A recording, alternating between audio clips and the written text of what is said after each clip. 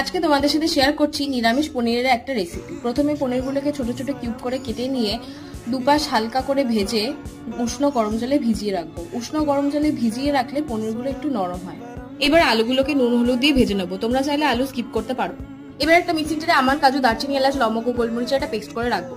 এবার গোটা জিরা, আদা, কাঁচা লঙ্কা দিয়ে ভালো করে মিশিয়ে হলুদ, লঙ্কার গুঁড়ো, ধনে গুঁড়ো দিয়ে ভালো করে মিশিয়ে টমেটো পেস্টটা দিয়ে দেবো। টমেটো পেস্টটা 7-8 মিনিট ভালো করে কষিয়ে নিয়ে তারপরে কাজুর পেস্টটা দিয়ে ভালো করে মিশিয়ে নিয়ে টক দইটা দিয়ে দেবো। 5 মিনিট মতো লো ফ্লেমে টক দইটা মিশিয়ে নিয়ে ড্রাই রোস্ট করা কাসুরি মেথি দিয়ে ভালো করে মিশিয়ে নেব। এরপর একটু নুন দিয়ে পনিরের জলটা কিছুটা দিয়ে ভালো করে ফুটিয়ে নেব। ঝোল ভালো করে ফুটে এলে আলুগুলো দিয়ে দেবো। আলুগুলো সেদ্ধ হয়ে গেলে পনিরগুলো দিয়ে 2 মিনিট মতো মিশিয়ে নিয়ে শেষে ঘি দিয়ে নামিয়ে নেব। নিরামিষ হলেও পনিরের এই রেসিপিটা পোলাও বা নানের সাথে সত্যি অসাধারণ লাগে। যদি ভালো লাগে তাহলে একটা সাবস্ক্রাইব করো।